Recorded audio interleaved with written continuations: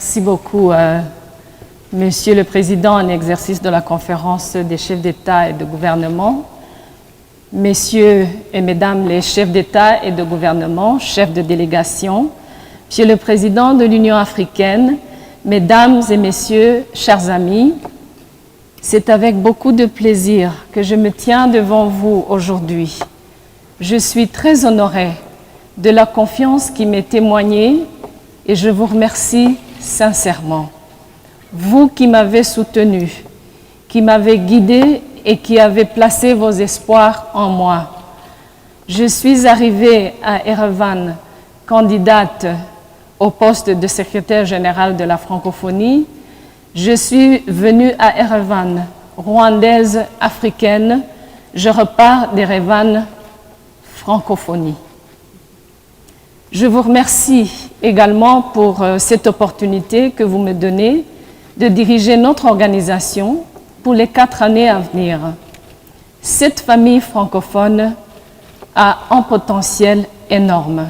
C'est pour cela que j'ai voulu me présenter à ce poste. Un potentiel à servir nos peuples beaucoup plus, à peser sur l'échiquier mondial beaucoup plus, dans une réalité et une réputation d'efficacité et de transparence. C'est ce défi que je veux relever. J'ai eu l'occasion de le dire auparavant, je ne viens pas réinventer la boussole, je viens juste la réorienter un petit peu à mon style, à ma façon, avec votre soutien. Depuis l'annonce de ma candidature, Mesdames et Messieurs, il m'a paru important d'aller vers vous, les membres de notre organisation. J'ai fait, comme j'aime le dire, le tour du monde en 2 mois et demi pour recueillir vos idées et vos attentes. C'était une démarche cruciale pour moi dans la construction de notre projet commun, car je crois fermement en un secrétariat général au service des États membres. Excellences, Mesdames et Messieurs, ces rencontres m'ont donné du courage, plus de courage, et l'envie de mettre à profit ce mandat, encore une fois, avec vous tous. Je suis également reconnaissante du soutien unanime de l'Union africaine et je voudrais ici, à travers le président de la Commission de l'Union africaine, mon frère et ami Moussa Faki Mahamat, envoyer ce message aux membres de l'Union africaine, francophones et non francophones, pour le soutien et pour l'accompagnement que j'ai reçu depuis Nouakchott. Dans un contexte de réforme et de grands changements à l'échelle du continent, l'Afrique a aujourd'hui pris un tournant décisif dans son histoire.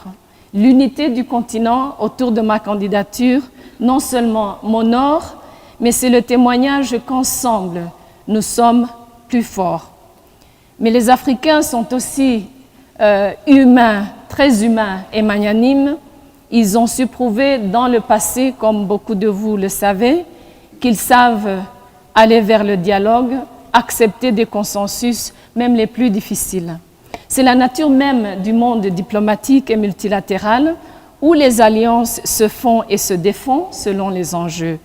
Cette année, le consensus qui vient de se dégager a été le témoignage de l'ambition que nous avons tous pour notre organisation. Lors de mes différentes rencontres, je vous ai écouté et je vous ai entendu. J'ai entendu beaucoup de souhaits. Certains ont évoqué leur désir d'être plus impliqués au sein de l'organisation, d'être plus représentés. D'autres m'ont parlé d'une francophonie qui rayonnerait davantage au-delà du continent africain et de la France, où tous les États membres seraient beaucoup plus impliqués. Certains d'entre vous m'ont dit qu'ils sont heureux de pouvoir faire partie entièrement de notre organisation. Ils étaient heureux que je puisse aller aussi loin vers eux.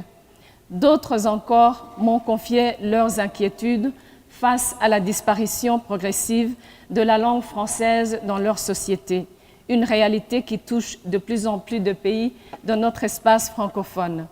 En tant que secrétaire général, je compte donner de l'importance au français dans un monde de plus en plus multilingue, car je suis très convaincue que le français a toute sa place à côté d'autres langues et pour le bien de notre monde global.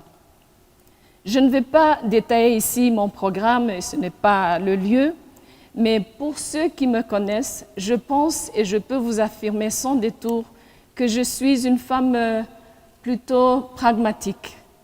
Mesdames et messieurs les chefs de délégation, les 9 années que je viens de passer à la tête de la diplomatie de mon pays, le Rwanda, j'ai appris à chercher des solutions concrètes à des problèmes bien définis, venant d'un pays qui a souffert de la guerre, du génocide et qui a relevé les nombreux défis de la reconstruction.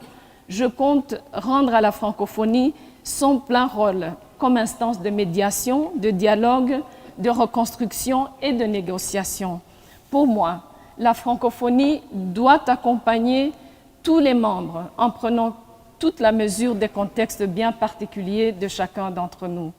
Mon expérience m'a également permis de construire un très large réseau sur tous les continents et de nouer des relations très étroites, d'abord avec nombre d'entre vous, mais aussi au-delà de notre espace francophone.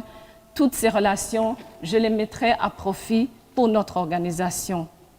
Mon parcours m'a appris aussi une chose, c'est que chaque décision compte, chaque billet dépensé a son importance. Il ne faut rien prendre à la légère. Excellences, mesdames et messieurs, voilà qui je suis. Je ne suis pas une femme de grands discours, mais je m'engage aujourd'hui à travailler main dans la main avec vous tous. Encore une fois, je tiens à remercier tous les pays qui m'ont soutenu depuis le début, tous ceux qui m'ont soutenu au milieu du chemin et ceux qui se sont ralliés plus tard. Je travaillerai pour vous tous. Je viendrai vers vous tous. Enfin, permettez-moi un moment d'égoïsme pour une mention spéciale aux chefs d'État africains qui m'ont conseillé, qui m'ont dit qu'ils seront avec moi les 4 années à venir.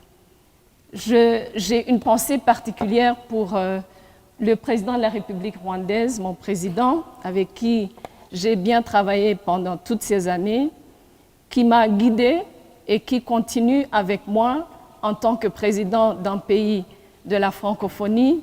Monsieur le Président, je vous remercie infiniment. À vous tous, toute ma gratitude. Merci beaucoup.